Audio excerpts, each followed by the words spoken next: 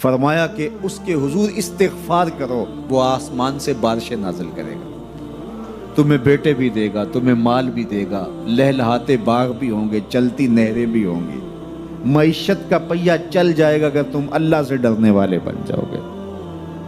تو آج ہم کہتے ہیں یہ ہو فلاں ماہر اور فلاں شخص ہو تو پھر ہماری معیشت بہتر ہو سکتی ہے۔ اللہ نے کہا استغفار کرنا سیکھ لو، میں تمہارے لیے رحمتوں کے دروازے کھول دوں گا، رحمتوں کے در کشادہ کر دوں گا، پیچیدگیاں ختم ہو جائیں گی، مشکلیں آسان ہونے لگیں گی اگر تم اللہ سے ڈرنا سیکھ جو، اس کے حضور استغفار کرنا سیکھ جو۔ اور اگر تم ایسا نہیں کرو گے تو تمہارے اوپر نیچے سے عذاب نازل ہوگا۔ وَهُوَ الْقَادِرُ، وہ اس بات پہ قادر ہے، ان یبعث علیکم عذاباً، کہ وہ تمہارے اوپر عذاب نازل کرے، تمہارے اوپر سے، تمہارے نیچے سے۔ اللہ اکبر۔ اوپر کا عذاب کیا ہے کہ آسمان سے پتھر برسے، نیچے کا عذاب کیا ہے زلزلے آئیں، یا پھر زمین فصل دینا چھوڑ دے، زمین بنجر ہو جائے، یہ نیچے کا عذاب ہے۔ حضرت عبداللہ ابن عباس رضی اللہ تعالیٰ عنہ فرماتے ہیں اوپر کا عذاب یہ ہے تمہارے حکمران نااہل ہوں، اور نیچے کا عذاب یہ ہے تمہاری اولادیں نافرمان ہو جائیں۔ یہ اوپر اور نیچے کا عذاب ہے جس میں تمہیں مبتلا کر دیا جاتا ہے۔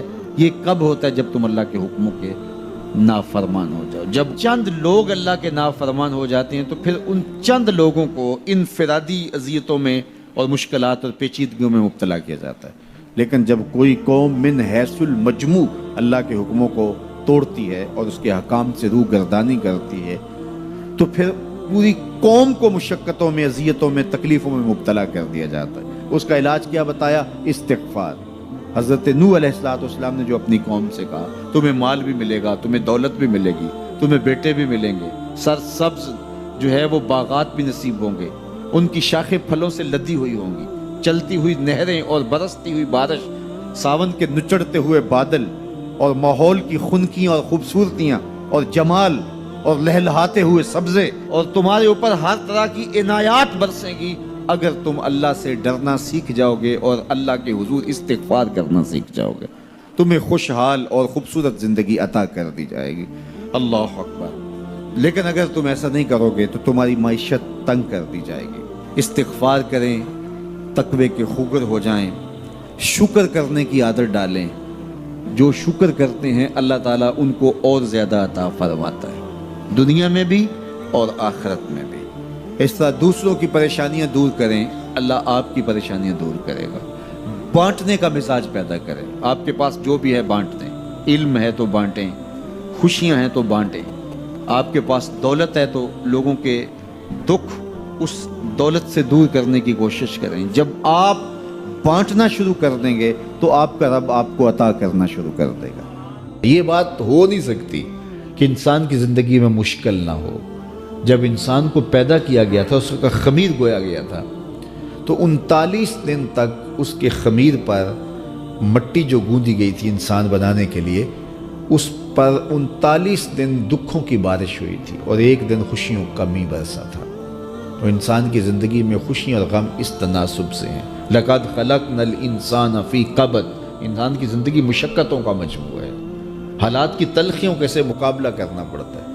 لیکن حالات مشکل ہو جائیں تو ان سے نکلنے کا راستہ کیا ہے؟ تو سنیے قرآن کیا کہتا ہے، وَمَن يَتَّقِ اللَّهَ يَجْعَلْ لَهُ مَخْرَجًا وَيَرْزُقْهُ مِنْ حَيْثُ لَا يَحْتَسِبُ، جو اللہ سے ڈرنے لگ جاتا ہے، تقوی اختیار کر لیتا ہے، تو پھر اللہ تعالیٰ جل شانہ اس کے لیے مخرج پیدا کر دیتا ہے، یعنی اس مصیبت سے نکلنے کے اللہ راستے دیتا ہے۔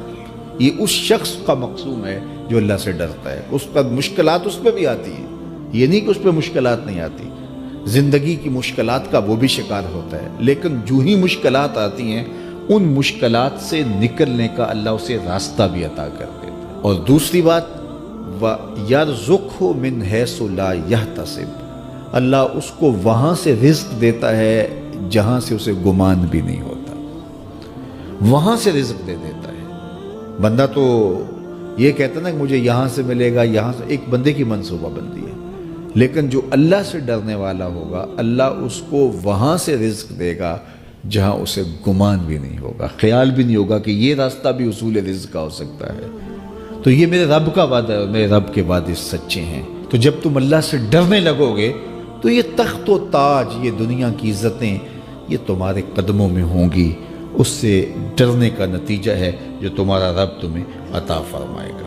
حضرت عمر رضی اللہ تعالیٰ عنہ کی خدمت میں ایک شخص آیا، اس نے کہا میرے ہاں اولاد نہیں ہے، تو آپ نے کہا استغفار پڑھا کرو۔ ایک دوسرا شخص آیا کہ صاحب بارشیں نہیں ہوتی، فرمایا استغفار پڑھا کرو۔ تیسرا شخص حاضر خدمت ہوا اور کہا کہ ہمارے ہاں قحط کا عالم ہے، فرمایا کہ استغفار پڑھا کرو۔ تو کوئی پاس بیٹھا تھا، اس کے اٹھ کے جانے کے بعد کہا کہ مختلف لوگ مختلف سوال لے کر آئے اور آپ نے ایک ہی جواب دیا کہ استغفار پڑھا کرو۔ تو کہا میں نے اپنے طرف سے تھوڑا دیا، یہ تو میرے رب کا فرمان ہے۔ کہا وہ کیسے؟ کہا سورہ نوح پڑھو، فَقُلْتُ اسْتَغْفِرُوا رَبَّكُمْ۔